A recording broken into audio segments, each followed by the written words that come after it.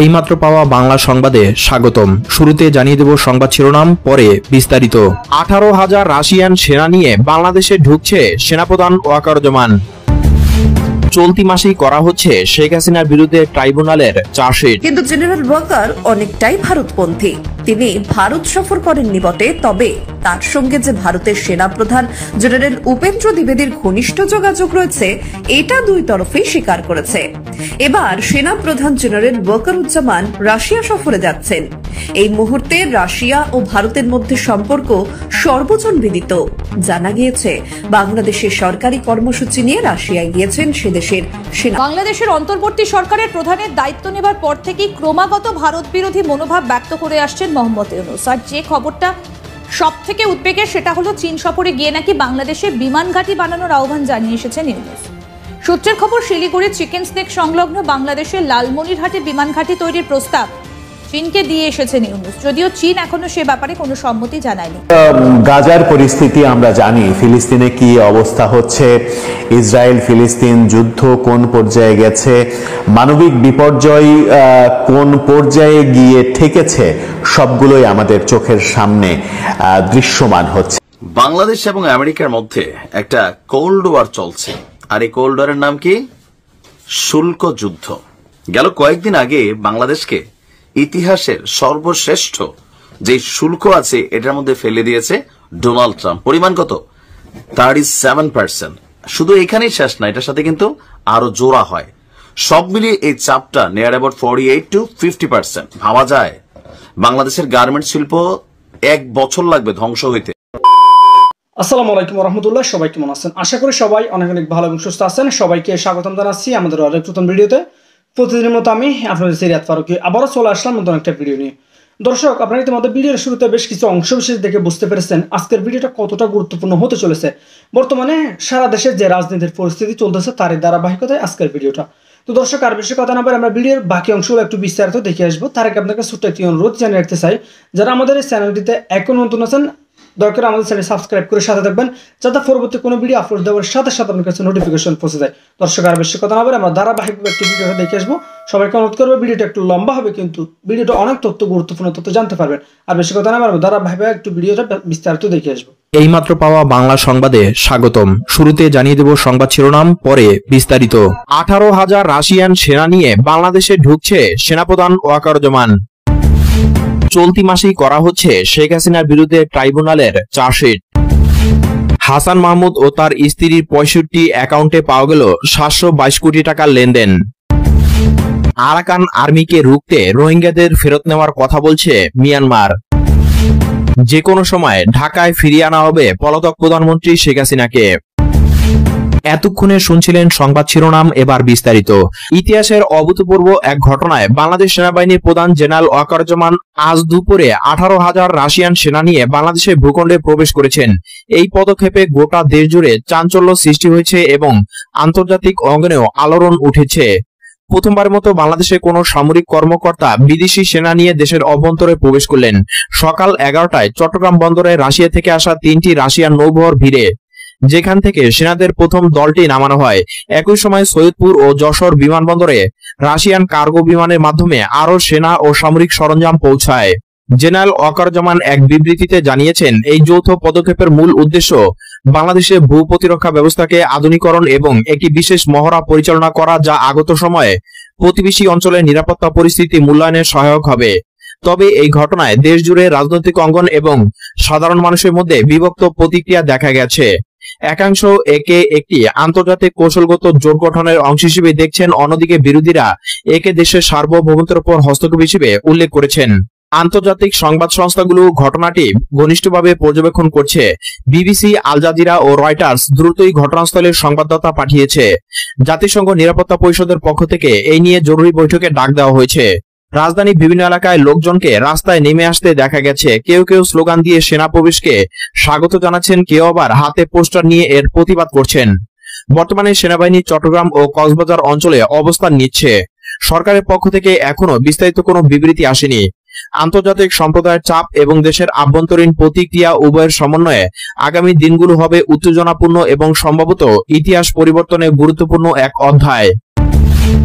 শেখ হাসিনার বিরুদ্ধে জুলাই ও আগস্টে গণহত্যার একটি মামলার চার্জশিট চলতি মাসে আন্তর্জাতিক অপরাধ ট্রাইব্যুনালে দাখিল করা হবে বলে জানিয়েছে চিফ প্রসিকিউটর মোহাম্মদ তাইজুল ইসলাম। জুলাই ও আগস্ট গণহত্যার ঘটনায় এখন পর্যন্ত 3টি মামলার তদন্ত চূড়ান্ত হয়েছে জানিয়ে তিনি বলেন, এর মধ্যে প্রথম ট্রাইব্যুনালে দাখিল করা হবে বৈষম্যবিরোধী ছাত্র আন্দোলনের সময় আশুলিয়া থানার সামনে ভ্যানগাড়িতে 6 জনের মরদেহ পুড়িয়ে হত্যার তদন্ত রিপোর্ট। তারপর রাজধানী চানখারপুলে হত্যার তদন্ত রিপোর্ট দাখিল করা হবে। এরপর যে তদন্ত রিপোর্ট দেওয়া হবে সেটি শেখ হাসিনার বিরুদ্ধে। এটি একটি পৃথক রিপোর্ট হবে, যেখানে শেখ হাসিনাকে সুপিরিয়র রেসপন্সিবিলিটির অভিযোগে সারা দেশে যে গণহত্যা হয়েছে সেই অভিযোগে অভিযুক্ত করা হবে।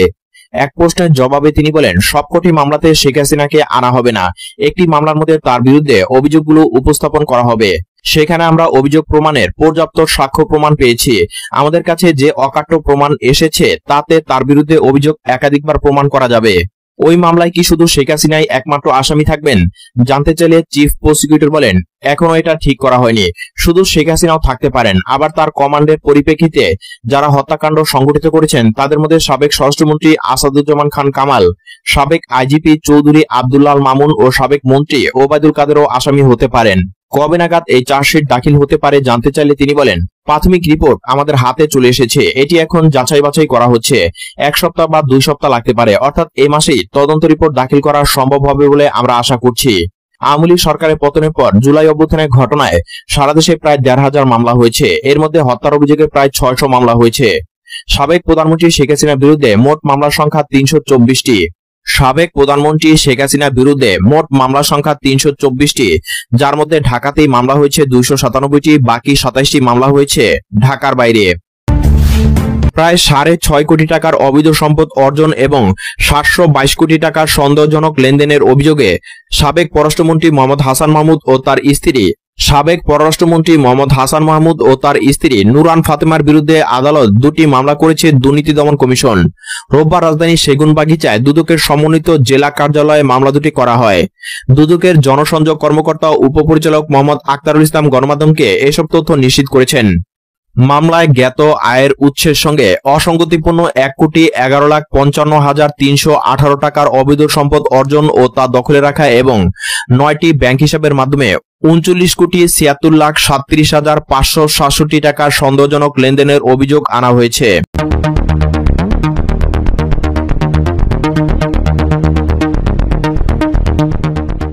বাংলাদেশে কি এখন কোনো সমান্তরাল প্রশাসন চলছে? কেন এরকম প্রশ্ন করছি তার পিছনে যথেষ্ট কারণ রয়েছে। আমরা সবাই জানি এই মুহূর্তে বাংলাদেশের তদারকি সরকার পাকিস্তান ও চীনের দিকে ঝুঁকে আছে। কয়েকদিন আগেই বাংলাদেশের প্রধান উপদেষ্টা মোহাম্মদ ইউনূস চীন সফরে গিয়েছিলেন। তারপর তিনি থাইল্যান্ডে বিমস্টেক সম্মেলনে যোগ দিতে যান। পাকিস্তানের সঙ্গে বর্তমান বাংলাদেশ প্রশাসনের যে আত্মিক সম্পর্ক গড়ে উঠেছে সেটাও অস্বীকার করার কোনো জায়গা নেই। সম্প্রতি বাংলাদেশের স্বাধীনতা দিবসের দিন পাক প্রধানমন্ত্রী শাহবাজ শরীফ সোশ্যাল মিডিয়ায় যে পোস্ট করেছিলেন তাতে তিনি শুভেচ্ছা বার্তার পাশাপাশি জানিয়েছিলেন এপ্রিল মাসে পাকিস্তানের উপপ্রধানমন্ত্রী তথা বিদেশমন্ত্রী বাংলাদেশ সফরে যাবেন। তার সঙ্গে একটি বড় বাণিজ্যিক প্রতিনিধি দলও বাংলাদেশ সফরে যাবেন। কিন্তু বাংলাদেশের সেনাপ্রধান ওয়াকারুজ্জামান হাঁটছেন ঠিক উল্টো পথে। এর আগে আমরা দেখেছি পালা বদলের পরপরই তিনি মার্কিন যুক্তরাষ্ট্র ও কানাডা সফরে গিয়েছিলেন। তারপর তিনি যান মধ্য আফ্রিকায়। এবার তিনি উড়ে গেলেন রাশিয়ার উদ্দেশ্যে। ভালো করে লক্ষ্য করলেই বোঝা যাবে বাংলাদেশের প্রধান উপদেষ্টা মোহাম্মদ ইউনূস যে অক্ষে ঝুঁকে আছেন, সেনাপ্রধান ওয়াকারুজ্জামান ঝুঁকেছেন ঠিক উল্টো অক্ষে। এই সফরসূচিগুলি দেখে বোঝাই যাচ্ছে সেনাপ্রধান আছেন মার্কিন যুক্তরাষ্ট্র, ভারত ও রাশিয়ার দিকে, আর মোহাম্মদ ইউনূস চীন ও পাকিস্তানের দিকে। সম্প্রতি বেশ কিছু রিপোর্টে প্রশ্ন তোলা হয়েছিল বাংলাদেশে কি সেনা অভ্যুত্থান ঘটতে চলেছে। পাশাপাশি সদ্য গঠিত পার্টি এনসিপির হাসনাত আব্দুল্লাহ ও সার্জিস আলমের সঙ্গে সেনা প্রধানের সাক্ষাৎ ঘিরে হাসনাতের একটি পোস্টের পর তোলপাড় হয়েছিল বাংলাদেশের রাজনীতি। এরপরই বাংলাদেশের সেনাপ্রধান ওয়াকারুজ্জামান ঢাকায় সেনানিবাসের প্রাঙ্গণে সেনাবাহিনীর শীর্ষ আধিকারিকদের সঙ্গে একাধিক বৈঠক করেন। তারপরই বোঝা যায় বাংলাদেশের সেনাবাহিনীর অন্দরে সেনাপ্রধান ওয়াকারুজ্জামানের কর্তৃত্ব অনেকটাই বেড়ে গিয়েছে। তা না হলে এই অভ্যুত্থানের আশঙ্কার মধ্যে কোনো সেনাপ্রধান নিশ্চিন্তভাবে সপ্তাহখানেকের জন্য বিদেশ সফরে যেতে পারেন না। জেনারেল ওয়াকারুজ্জামান কিন্তু যাচ্ছেন রাশিয়া ও ক্রোয়েশিয়া সফরে। এটাও যথেষ্ট তাৎপর্যপূর্ণ দিক। বাংলাদেশের সেনার তরফেই জানানো হয়েছে রাশিয়া সফরে গিয়েছেন সে দেশের সেনাপ্রধান। 10 এপ্রিল তিনি রাশিয়া থেকে ক্রোয়েশিয়া যাবেন, ফের 12 এপ্রিল তার দেশে ফেরার কথা। কিন্তু প্রশ্ন, আচমকা রাশিয়া কেন? যেখানে বাংলাদেশের তদারকি সরকারের প্রধান চীন ও পাকিস্তান নিয়ে মাতামাতি করছেন, অতীতে দেখা গিয়েছে বাংলাদেশ সেনাবাহিনীর অন্দরে পাক প্রীতি। জেনারেল ওয়াকারুজ্জামান তো কয়েকজন লেফটেন্যান্ট জেনারেল পাকিস্তানি সেনাবাহিনী ও গুপ্তচর সংস্থা আইএসআই কর্তাদের সঙ্গে বৈঠক করেন। তারা বাংলাদেশেও এসে রংপুর, চট্টগ্রাম প্রভৃতি এলাকা পরিদর্শন করেন। কিন্তু জেনারেল ওয়াকার অনেকটাই ভারতপন্থী। তিনি ভারত সফর করেননি বটে, তবে তার সঙ্গে যে ভারতের সেনাপ্রধান জেনারেল উপেন্দ্র দ্বিবেদীর ঘনিষ্ঠ যোগাযোগ রয়েছে, এটা দুই তরফেই স্বীকার করেছে। এবার সেনাপ্রধান জেনারেল ওয়াকারুজ্জামান রাশিয়া সফরে যাচ্ছেন। এই মুহূর্তে রাশিয়া ও ভারতের মধ্যে সম্পর্ক সর্বজন বিদিত। জানা গিয়েছে বাংলাদেশের সরকারি কর্মসূচি নিয়ে রাশিয়ায় গিয়েছেন সেদেশের সেনাপ্রধান। বিজ্ঞপ্তিতে জানানো হয়েছে, সফরকালে ওয়াকারুজ্জামান রাশিয়া ও ক্রোয়েশিয়ার সামরিক, অসামরিক উচ্চপদস্থ কর্মকর্তাদের সঙ্গে সৌজন্য সাক্ষাৎ করবেন। সামরিক বাহিনী বিষয়ক দ্বিপাক্ষিক সহযোগিতা নিয়েও তিনি মত বিনিময় করবেন। তবে কি নিজের পক্ষ বোঝাচ্ছেন সেনাপ্রধান? মোহাম্মদ ইউনূসকে সরিয়ে তিনি বা রাষ্ট্রপতি শাহাবুদ্দিন চুপ্পুকে বাংলাদেশের ক্ষমতায় বসানোর যে পরিকল্পনার কথা শোনা যাচ্ছে, এবার কি সেটাই বাস্তবায়িত হতে চলেছে? যদিও রাশিয়ায় কয়েকটি অস্ত্র কারখানা পরিদর্শনের কথা রয়েছে জেনারেল ওয়াকারুজ্জামানের, পরিদর্শনের কথা রয়েছে কয়েকটি সামরিক স্থাপনারও। কিন্তু বাংলাদেশ সরকারের বিরুদ্ধে গিয়ে সেনা প্রধানের এই রাশিয়া সফর অনেকগুলি প্রশ্ন তুলে দিচ্ছে। বাংলাদেশের সামরিক অভ্যুত্থান নতুন কোনো বিষয় নয়, এর আগেও বেশ কয়েকবার অভ্যুত্থান হয়েছে বাংলাদেশে। ফলে বাংলাদেশ সেনা প্রধানের এই উল্টো পথে হাঁটা আবার নতুন করে জল্পনা সৃষ্টি করল। ব্যুরো রিপোর্ট, নিউজ বর্তমান। বাংলাদেশের অন্তর্বর্তী সরকারের প্রধানের দায়িত্ব নেবার পর থেকেই ক্রমাগত ভারত বিরোধী মনোভাব ব্যক্ত করে আসছেন মোহাম্মদ ইউনূস। আর যে খবরটা সব থেকে উদ্বেগের, সেটা হলো চীন সফরে গিয়ে নাকি বাংলাদেশে বিমান ঘাঁটি বানানোর আহ্বান জানিয়ে এসেছেন ইউনূস। সূত্রের খবর, শিলিগুড়ির চিকেন স্নেক সংলগ্ন বাংলাদেশের লালমনিরহাটে বিমান ঘাঁটি তৈরির প্রস্তাব চীনকে দিয়ে এসেছেন ইউনূস, যদিও চীন এখনো সে ব্যাপারে কোনো সম্মতি জানায়নি। পাশাপাশি বাংলাদেশের 4টি বিমান ঘাঁটিতে অন্তত 3টে JF-17 ফাইটার জেট মোতায়েনের প্রস্তাব দিয়েছেন। এই বিমান ঘাঁটিগুলি হল উত্তর সুলতান মাহমুদ বিমান ঘাঁটি, কুর্মিটোলা বিমান ঘাঁটি, জাহিরুল হক বিমান ঘাঁটি, চট্টগ্রাম বন্দর ও কক্সবাজার বিমান ঘাঁটি। এই JF-17 কিন্তু চীনের ফাইটার জেট। এই বিষয়ে বিস্তারিত জানিয়েছেন প্রাক্তন সেনাকর্তা কর্নেল দীপ্তাংশু চৌধুরী। তার সঙ্গে কথোপকথনে কি উঠে এলো, আসুন শোনাই এবার আপনাদের। পরিকল্পনাটা আসলে কি? আপনি দেখুন, এই বিমস্টেকের আগেই Mohammad Yunus self styled adviser যে প্যারাশুটে ল্যান্ড করেছিল 5 অগস্ট 2024-এ, সে হঠাৎ তড়িঘড়ি ভাবে উনি পৌঁছে গেলেন চায়নার কাছে ভিক্ষার ঝুলি নিয়ে। এবং ব্যাকট্র্যাকে একটা অনেকদিন ধরে ওদের আলোচনা চলছিল। সামনে হয়তো উনি ইনভেস্টমেন্ট বলে, যেহেতু উনি সুদ ব্যবসায়ী, উনি ইনভেস্টমেন্টের নামে চায়নায় গিয়ে শির কাছে গিয়ে কিছু ইনভেস্টমেন্ট চাইছিল। বাট হাউএভার সত্যিকারের যে গল্পটা পেছনে, উনি গেছিলেন 3টে বিষয়। একটা হচ্ছে লালমনিরহাট, যেটা আমরা চিকেন নেক্স বলি অথবা শিলিগুড়ি করিডোর, তার সামনে একটা এয়ারফোর্স বেস বানাবার জন্য, যেটা উনি একটা খুললাম ছুট দিয়ে এসছে চায়নাকে। এবং বাংলাদেশের বিভিন্ন যে বাংলাদেশ এয়ারবেস আছে, বিশেষত 4টে এয়ারবেসে, ওখানে আহ্বান জানিয়েছে চাইনিজ এয়ারফোর্সকে যে ওদের 3টে স্কোয়াড্রন অফ JF-17, এই JF-17 মাল্টি রোল একটা ফাইটার এয়ারক্রাফট, যেটা চায়না আর পাকিস্তান মিলে তৈরি করেছে in the similar lines of US aircraft. সেই প্লেনটাকে 3টে স্কোয়াড্রন বলছে বাংলাদেশের আপাতত 4টে এয়ারবেস, আমি নাম বলতে পারি। উত্তম সুলতান মাহমুদ, যেটা বাংলাদেশ এয়ারবেস। আমরা একটু দেখাতে বলবো, এই ছবিটা একটু দেখাতেও বলবো। আমাদের সঙ্গে একেবারে গ্রাফিক্যালি পয়েন্ট আউট করে দেওয়া রয়েছে কোন 4টে জায়গার কথা বলছেন কর্নেল চৌধুরী। এটা একবারে এই ইনফরমেশন এখন পর্যন্ত বেরোয়নি। তবু যারা নিজেদের খুব চালাক মনে করে ওই যখন কনভারসেশন হচ্ছিল একটা ক্লোজ ডোর সিকিউরিটি মিটিং, ওখান থেকে এই খবরগুলো বেরিয়েছে। তো 4টে এয়ারবেসে JF-17 চাইনিজ এয়ারক্রাফট 3টে স্কোয়াড্রন রাখার যে কথা হয়েছে, তার মধ্যে হচ্ছে উত্তম সুলতান মাহমুদ, এটা কুর্মিতলা যেটা আপনি দেখাচ্ছেন, জাহরুল হক সেটা খুবই কাছে, কক্সবাজারের কাছে, এবং একটা কক্সবাজারে যেটা চট্টগ্রামের একদম সি এর কাছে, সেখানে একটা বাংলাদেশ এয়ারফোর্স বেস। এই 4টেতে আপাতত 3টে স্কোয়াড্রন JF-17 রাখার জন্য আহ্বান জানিয়েছে। এই JF-17 চাইনিজ এয়ারফোর্সের প্লেন 3টে স্কোয়াড্রন কেন বাংলাদেশ এয়ারবেসে রাখা হবে, এই প্রশ্ন নিশ্চিতভাবে সবার মনে জাগবে।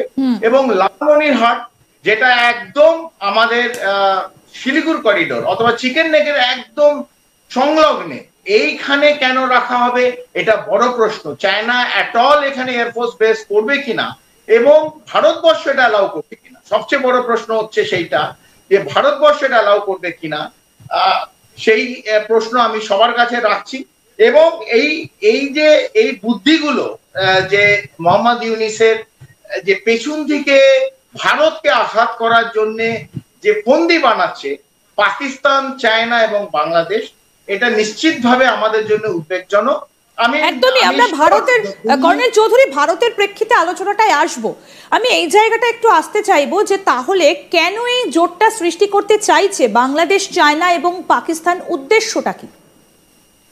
দেখুন, আপনি জানেন একটা ফাইভ আইস বলে United kingdom, America, Canada, Australia, এদের অলরেডি এদের মধ্যে একটা ইন্টেলিজেন্স শেয়ারিং, একটা ফাইভ আইস বলে আমরা প্রত্যেকে জানি, যেখানে কমপ্লিট এই 5টি রাষ্ট্র নিজেদের মধ্যে ইন্টেলিজেন্স গ্যাদারিং করে এবং শেয়ার করে।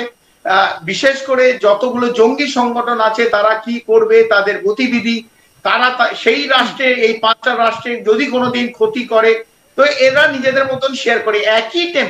এই একই টেমপ্লেটে চায়নার MSS, বাংলাদেশের যে ন্যাশনাল সিকিউরিটি এজেন্সি আছে, ন্যাশনাল সিকিউরিটি ইন্টেলিজেন্স এজেন্সি যেটা বাংলাদেশের, এবং ISI পাকিস্তানে, এরা 3 জনের 3 আইস বলে একটা কাউন্সিল, ইন্টেলিজেন্স শেয়ারিং কাউন্সিলের অলরেডি গঠন করার জন্য কথাবার্তা বলেছে। এইটাও ইউনিস যখন উনি বাংলাদেশ গেছিলেন, এই চায়না গেছিলেন কানেকশন, এই কথাবার্তা কথোপকথন কিন্তু চাইনিজ প্রিমিয়ার শি জিনপিং এর সঙ্গে কিন্তু এই কথোপকথনও হয়। এবং এইটা একটা সিগন্যাল পেয়েছে, গ্রিন সিগন্যাল পেয়েছে। এই 3টে এজেন্সির বস অলরেডি এরা একটা কথা বলছে, এদের বিভিন্ন অফিসার একটা মিটিং অলরেডি বাংলাদেশে এসে 3 দিন আগে এটা কমপ্লিট করেছে যে কিরম ভাবে কাউন্সিলটা গড়ে উঠবে। তাদের মোক্ষম একটাই অবজেক্টিভ, ভারতের বিরুদ্ধে পশ্চিম, একদিকে পূর্ব, একদিকে পাকিস্তান, একদিকে বাংলাদেশ, আর এই দিক থেকে বে অফ বেঙ্গল, ইন্ডিয়ান ওশান, 3টে দিক থেকে কিরম ভাবে ভারতকে ঘিরে দেওয়া যায়। এদের একটা মাত্র অবজেক্টিভ, ভারতের বিরুদ্ধে কি কি করা যায়। এই মতলবে, এই ফন্দিতে এরা এই কাউন্সিলটা বানাচ্ছে। যদি আমি জানি না, এরা বহুদিন ধরে ফন্দি করছে। পাকিস্তান তো আমরা সবাই জানি নিশ্চিতভাবে করছে, টু ব্লিড ইন্ডিয়া বাই 1000 কাজ, এটাই ওদের ডক্টরিন। প্রচুর টেররিজম অ্যাক্টিভিটি করছে। 1989 ডেট 26/11 হয়েছে, সবাই জানে, এবং 26/11 জলপথ দিয়ে এসছে। এখনো যে বে অফ বেঙ্গল থেকে এই যে বলছে গার্জিয়ান অফ বে অফ বেঙ্গল, এইটা কিছুদিন আগে আমাদের মোহাম্মদ ইউনূস খুব গর্বের সঙ্গে সবার সামনে বলেছিল, he is the guardian of বে অফ বেঙ্গল। আমরা ভৌগোলিক ভাবে, আমরা জিওগ্রাফিতে 15 দিন পড়িনি যে বে অফ বেঙ্গলের কেউ বাবা আছে বলে, তবে উনি নিজেকেই পিতৃদেব বলছেন বে অফ বেঙ্গলের। ভালো, তবে বে অফ বেঙ্গল থেকে যদি কোনো এরকম মিস অ্যাডভেঞ্চার ভারতের দিকে করে, উড়িষ্যা অথবা বাংলা অথবা বিশাখাপত্তনম অন্ধ্রপ্রদেশের দিকে, তাহলে আমার মনে হয় নিশ্চিতভাবে ওরা একটা মিস অ্যাডভেঞ্চার, আমি এই জন্য বললাম। সেই জায়গা থেকে বাংলাদেশ বিশেষ করে পূর্বে যে অবস্থানে আছে সেই এক অবস্থানে থাকবে। 64 জেলা নিয়ে বাংলাদেশ থাকতে পারবে কিনা,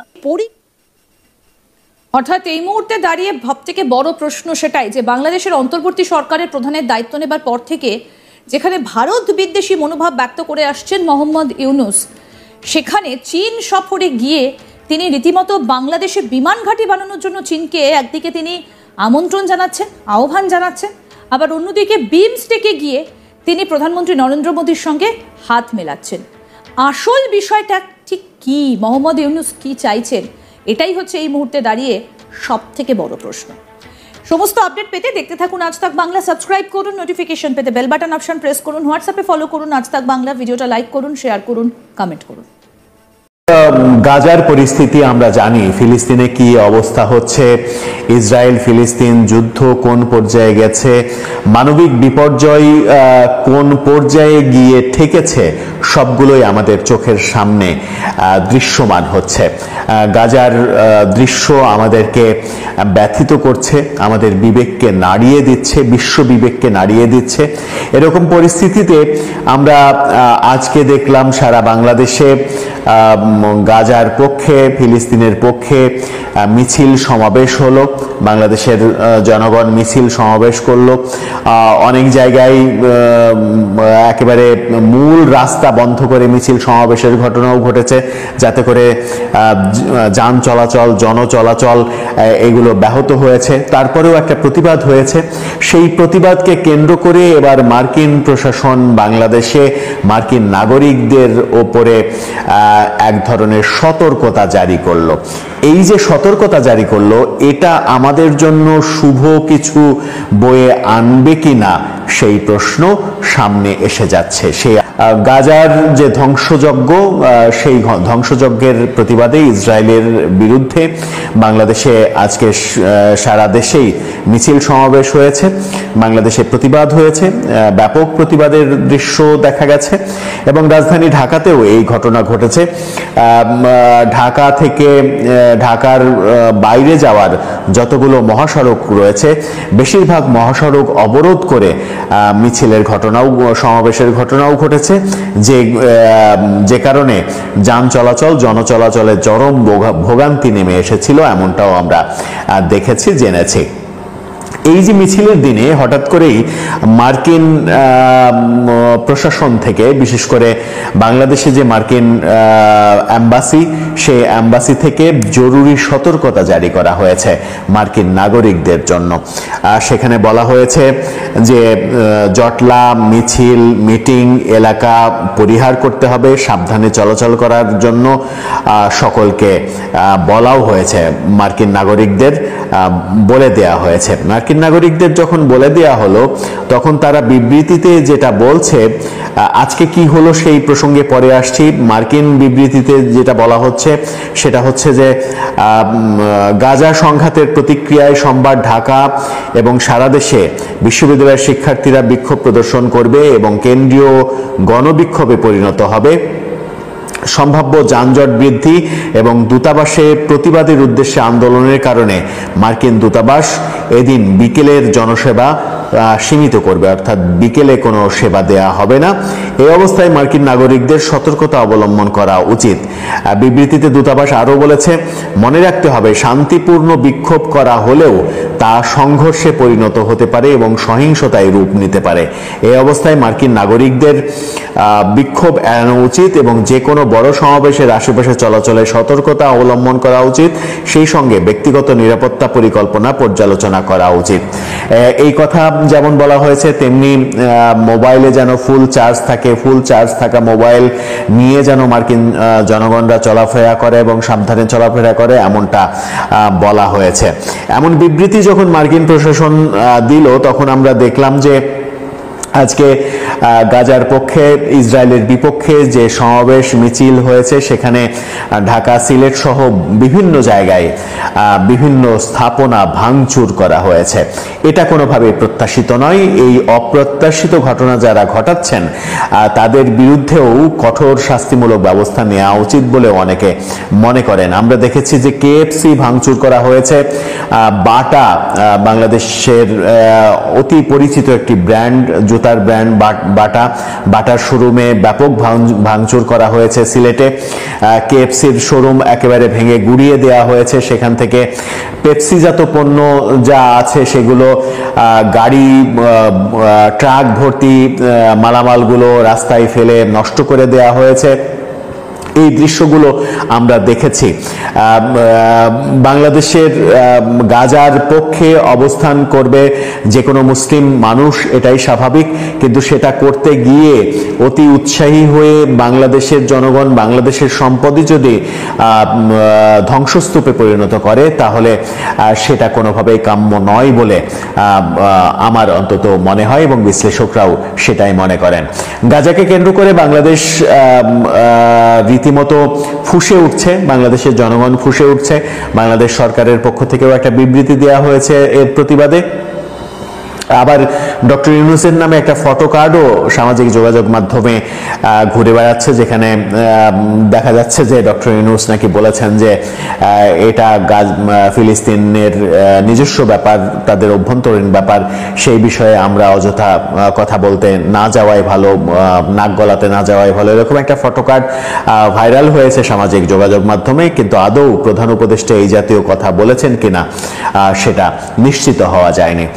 এরকম ঘটনা যখন ঘটছে, যখন গাজার এই প্রতিবাদকে কেন্দ্র করে মার্কিন প্রশাসন যখন বিশেষ সতর্কতা জারি করলো, সেই ইনফরমেশন কিন্তু বিশ্বব্যাপী ছড়িয়ে যাবে। যে কোনোভাবেই কোনো বিদেশি রাষ্ট্র যেন আমাদেরকে জঙ্গিবাদ আখ্যা দিতে না পারে।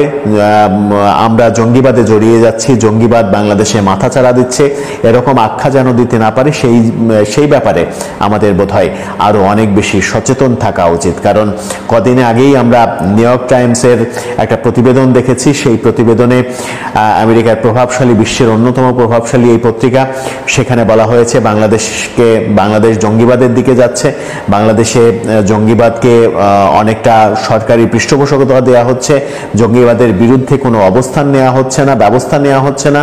এই সংবাদগুলো কিন্তু আমাদের ভাবিয়ে তোলে। মার্কিন প্রশাসনের এই সতর্কবার্তা আমাদের নতুন করে ভাবিয়ে তুলছে। যদিও ইসরায়েলের পক্ষে মার্কিনিরা সরাসরি অবস্থান নিয়ে গাজার এই ধ্বংসযজ্ঞ চালাচ্ছে বলেও অভিযোগ রয়েছে, যেখানে মার্কিনীদের বিরুদ্ধেও বাংলাদেশ সহ সারা পৃথিবীর মুসলমানদের এক ধরনের ক্ষোভ রয়েছে। সেই ক্ষোভের কারণে আজকে মার্কিন দূতাবাস ঘেরাওয়ের কর্মসূচি ঘোষণা করা হয়েছিল, কিন্তু সেরকম কর্মসূচি তো আর সরকার পালন করতে দেবে না, সেটাই স্বাভাবিক। উচ্ছৃঙ্খল পরিবেশ যেন তৈরি না হয় সেই ব্যাপারে সরকারকে, জনগণকে, সবাইকেই সতর্ক থাকা উচিত। আমার মনে হয় যে মার্কিনী প্রশাসন যে সতর্কতা জারি করলো, সেই সতর্কতা জারি করার উপলক্ষ তারা যেন না পায়, সেই রকম ভাবে সেই ব্যাপারগুলো মাথায় রেখেই আমাদের প্রতিবাদ সমাবেশ এগুলো করা উচিত, যেন বিশ্ব দরবারে আমাদেরকে নিয়ে কোনো নেগেটিভ মেসেজ চলে না যায়। দর্শক, আপনার মতামত জানিয়ে লিখতে পারেন আমাদের কমেন্ট বক্সে।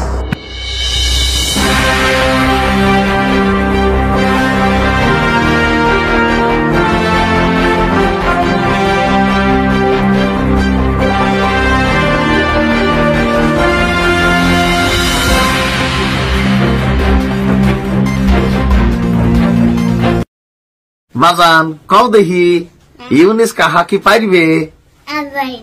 পারবে না?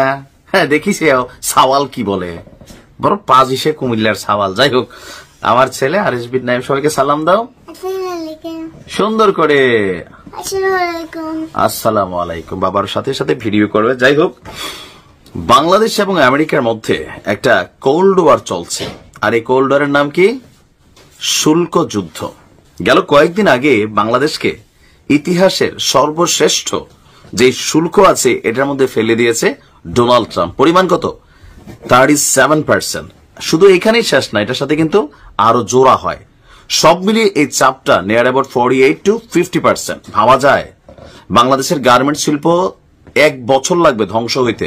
আজকে অলরেডি বেশ কিছু চালানের আদেশ স্থগিত করে দিয়েছে। কেন?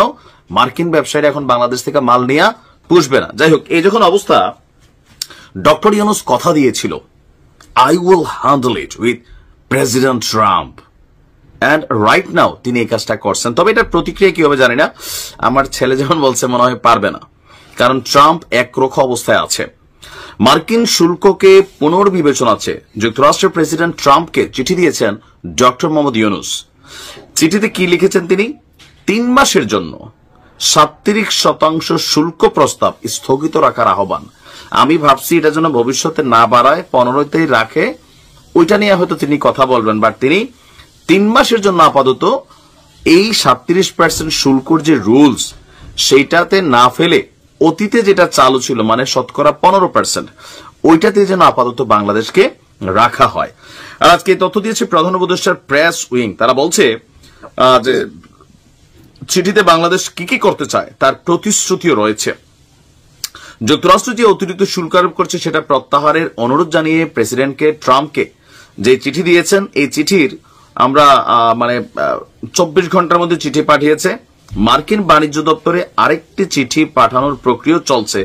তবে এর বাহিরে এর ভিতরে কি আছে এটা কিন্তু আমরা জানি না, যে চিঠির ভিতরে আর তিনি কি লিখছেন। এখন তিনি যতটুকু আমরা গণমাধ্যমের বরাতে এতটুকুই জানলাম যে আপনার 3 মাসের জন্য স্থগিত, but is it a permanent solution? No. আরেকটা ভয়ানক অবস্থা বাংলাদেশের জন্য তৈরি হবে। দেখেন, আমাদের রাজনীতিবিদরা ভাবে Bangladesh Malaysia, president, Bangkok, Singapore হয়ে গেছে, বাট প্র্যাকটিক্যালি এগুলোর কাছেও নাই, কারণ সিস্টেম ডেভেলপড হয়নি।